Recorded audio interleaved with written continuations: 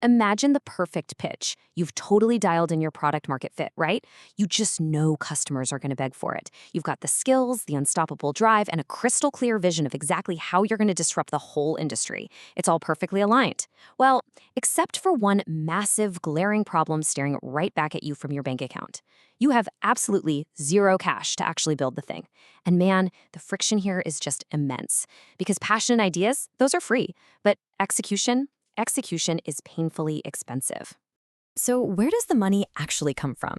It's that immediate, brutal dilemma every single entrepreneur faces when they slam headfirst into a financial wall. And here's the scary part. Money doesn't just magically appear. Plus, choosing the wrong source of funding can kill a promising company just as violently as having no money at all. Let's dive right into this explainer and look at how smart founders actually architect their capitalization from the ground up, turning a completely dry bank account into a thriving enterprise. Here's our roadmap for today. We're going to start with the funding dilemma, explore internal, debt, and equity financing, and finally, wrap it all up with choosing your strategy. Okay, part 1, the funding dilemma. Let's set the stage. When we talk about funding a company, we aren't just talking about some dry dictionary definition like obtaining capital. No, we're talking about securing the absolute lifeblood, the oxygen of your business. It's the critical engine that transforms a theoretical concept you scribbled on a whiteboard into a living, breathing reality out there on the marketplace. The strategy behind how you get these funds dictates how your business breathes, how fast it can run, and ultimately who gets to steer the ship. And trust me, you are going to burn through that oxygen way faster than you think. Just think about the relentless burn rate of a modern startup. You're buying specialized equipment, hiring top-tier talent, running aggressive marketing campaigns, renting premium office space, constantly developing new product iterations. I mean, these aren't just minor little line items on a spreadsheet. They are massive, continuous cash strains. Without a well-architected flow of capital, you literally can't cover payroll. You can't keep the lights on. Even a world-changing idea will flat out fail if the engine runs out of gas. So the true challenge isn't just finding money, it's securing the exact right kind of money at the precise stage of your company's evolution. Which brings us to part 2, diving into our first pillar, internal financing. Internal financing is all about pulling money strictly from within. We're talking about bootstrapping, using your own personal savings, reinvesting whatever retained profits your business actually manages to generate early on, or just scraping together whatever the founding team can pull from their own pockets. It is the ultimate test of having skin in the game. And there is a heavy, undeniable psychological weight when it's your own life savings on the line. You're literally betting the house on your own capability to execute. Every single dollar you spend feels deeply personal because, well, it is personal. But there's a really fascinating juxtaposition here. The absolute superpower of keeping internal is that you maintain 100% control of your baby. You answer to absolutely no one, you keep all the equity, and you pay zero interest. It's total operational freedom. But then there's the terrifying reality, the hourglass. Personal funds are highly, highly limited. For the vast majority of founders, that sand is going to run out way before the business can achieve true scale. The freedom is intoxicating, for sure, but the ceiling is incredibly low. Eventually, you're going to need to look outwards if you want to keep growing. So when those internal funds run dry, what's next? Let's move to part 3, and our second pillar, debt financing. Debt financing basically operates like borrowing money from a very strict, highly regulated friend. You get the cash today to fuel your immediate growth, but there is an ironclad agreement to return it later with interest. There are a few specific tools in this toolkit, and smart founders know exactly when to deploy each one.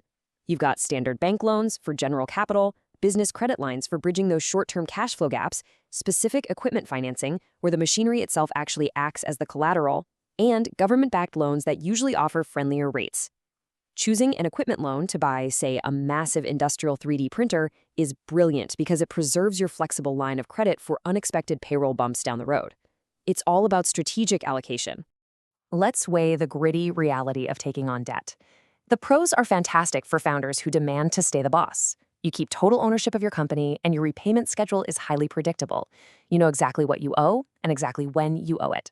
But the cons, they are incredibly visceral. You now face the unrelenting mandatory pressure of a monthly repayment, plus the compound drag of interest. Picture this. You hit a sudden, unexpected slump in sales, but that fixed loan payment, yeah, it's still due on the first of the month, regardless.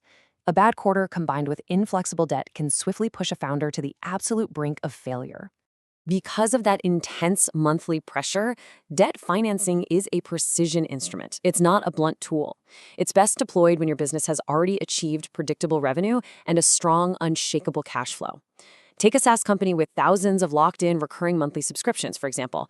They can confidently take on debt to fund a massive ad campaign because they know precisely how much cash is hitting the bank next week. Compare that to a highly volatile seasonal retail product where a slow winter means virtually zero revenue. If your income isn't steady, mandatory debt payments are just a ticking time bomb. But what if you're building something massive and you just don't have that steady, predictable revenue yet? Let's jump into part 4, our third pillar, equity financing.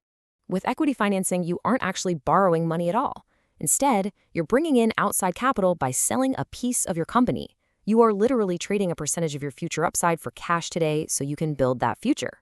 You might bring in angel investors. These are typically high net worth individuals who come in early, offering deep, hands-on mentorship right alongside their crucial first checks.